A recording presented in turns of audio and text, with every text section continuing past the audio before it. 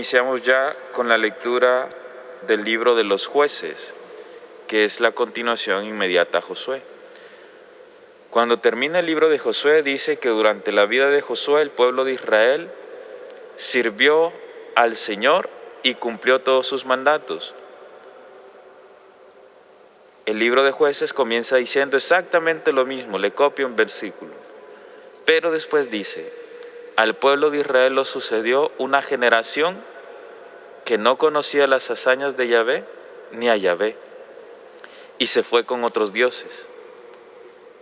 Y este va a ser el esquema que va a seguir todo el libro de Jueces, podemos decir también todo el Antiguo Testamento, y lo podemos relacionar con nuestra vida. ¿Cuál es el esquema del libro de Jueces?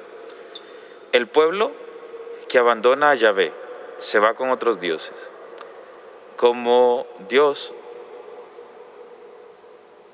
se siente abandonado por el pueblo, Dios también deja al pueblo y deja que los otros dioses sean quienes los protejan. Pero como no hay otros dioses, en realidad no hay quien proteja al pueblo de Israel.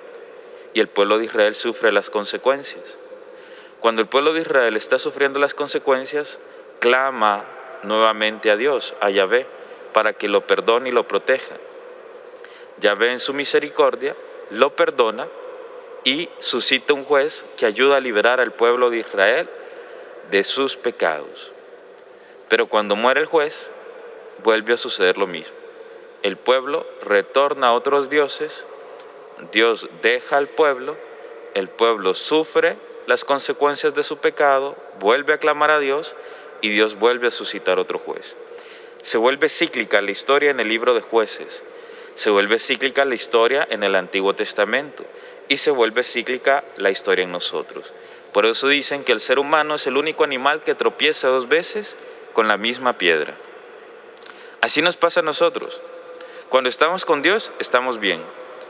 Pero llega un punto donde se nos olvida Dios y nos lanzamos a otros dioses, a nuestros placeres. Nosotros mismos nos convertimos en Dios. Cuando sufrimos las consecuencias del pecado, ahí sí, retornamos a Dios y le pedimos perdón. Y Dios nos ayuda, siempre nos tiende la mano, siempre nos va a recibir con los brazos abiertos. El problema es que cuando volvemos a estar bien, en paz, en calma, se nos vuelve a olvidar Dios y nos volvemos a lanzar a nuestros placeres. Y vuelven las consecuencias del pecado. Por eso la historia del pueblo de Israel se puede asemejar no solo con la historia de los pueblos o las naciones, sino también con la historia de cada persona. Podemos hablar del pueblo de Israel como si fuera una persona e identificarnos nosotros con esa persona.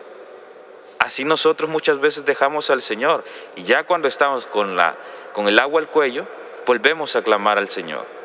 Y el Señor siempre nos va a rescatar mientras haya vida. El problema es cuando ya no hay vida, ya no podemos arrepentirnos. Pidámosle al Señor tener un corazón como el pueblo de Israel en la época de Josué y no como el pueblo de Israel en la época de los jueces, para ser fieles al Señor durante toda nuestra vida. Amén.